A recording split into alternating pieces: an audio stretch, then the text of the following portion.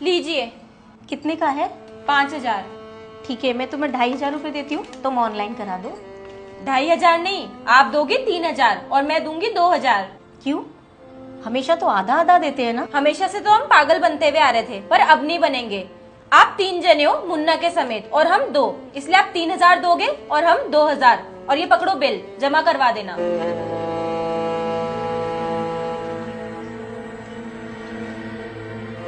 पायल, ये तुम कैसी बातें कर रही हो? बाबूजी तो हमेशा बिजली का बिल और पानी का बिल आधा आधा करते थे ना। बाबूजी की बातें है ना, उनके साथ ही चली गई। अच्छा, तो तुम फैमिली के मेंबर गिन रही हो। इस हिसाब से तो तुम्हारे मम्मी पापा भी पिछले महीने 15 दिन रह कर गए थे, तो इनका हिसाब भी जोड़ो। ओ हेलो, मेरी मम्मी पापा का नाम अपनी जुबान पे ही मत लेना। और वो आते हैं ना तो मेरा खाते हैं, तुम्हारा कुछ नहीं खाते। देखो, तुम छोटी हो ना, छोटी बनकर रहो, अपनी हद पार मत करो। छोटी बड़ी की बात मत करो। मेरा पति है ना तुम्हारे पति से ज्यादा कमाता है। ज्यादा कमाता है, फिर भी रो ही रही हो। करो ना आधा आधा, मैं 3 देती हूँ, तुम 2 देती हो, क्या लगा के रखा है? क्यों करूं मैं आधा आधा? मेरा पति ज्यादा कमाता है तो इसका मतलब ये तो नहीं ना कि मैं तुम पे लुटा दूं वो सब। यार भैया देखो ना, फिर लड़ने लग गई। वो आज बिजली का बिल आया ना, उसके कारण। भाई तू चिंता मत कर, तुझे पता है ना पिताजी ने मरने से पहले क्या कहा था कि अगर तुम दोनों भाई एक दूसरे को समझोगे और साथ रहोगे तो ये कितना भी झगड़ ले, इन औरतों का कुछ भी हो जाए, लेकिन तुम दोनों कभी अलग नहीं होंगे, ये परिवार एक रहेगा। मगर ये रोज घर में जो कलेश होता है ये भी तो ठीक नहीं है ना भैया। इनके कारण अपना काम नहीं हो पाता है। तुम उसकी चिंता छोड़ो, मैंने उसका भी समाधान कर दिया है। आज के बाद ये दोनों औरतें इस घर के अंदर कभी लड़ाई नहीं करेगी। ऐसा क्या कर दिया भैया आपने? अरे बस तुम तो देखते जाओ। मेरा पति इतना ही कमाता है तो अलग मकान बनाकर रहो ना। तुम क्या इस मकान को दहेज में लेके आई हो? करना ही है ना तो इस घर का बंटवारा करो। सुनिए, वो जेपी सर है क्या? हाँ है, लेकिन आप कौन? वो उनसे कहिए कि वकील साहब आए हैं। ठीक है।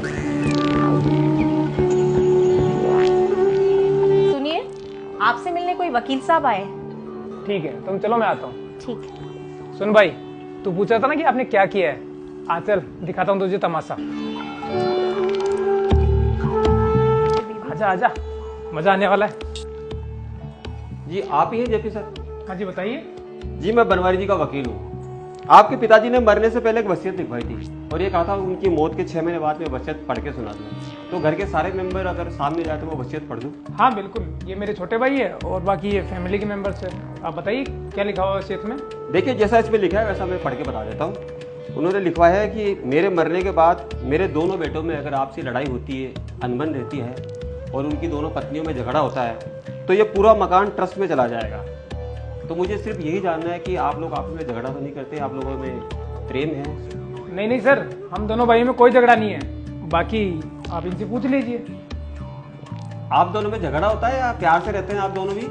अरे नहीं नहीं वकील साहब, कैसी बातें कर रहे हैं? ये तो मेरी छोटी बहन जैसी है ना पायल? हाँ, और हाँ हाँ वकील साहब, ये बिल्कुल मेरी माँ जैसी है। अच्छा अच्छा, लेकिन घर में तो औरतों में छोटी छोटी बात पे झगड़ा होता है, आप में कभी झगड़ा नहीं होता? बिल्कुल नहीं वकील साहब, बिल्कुल नहीं, है ना पायल? हाँ। भैया ये क्या हो रहा है? ये उल्टी गंगा कैसे बह रही है? जो सस्पेंस था ना वो यही है, और ये कोई वकील नहीं है, मेरा पुराना दोस्त है, थिएटर करता था, उसकी एक्टिंग वहाँ तो काम आई नहीं, आज यहाँ काम आ गई। अरे वाह भैया, कमाल कर दिया आपने तो। अच्छा जेपी सर, मैं चलता हूँ।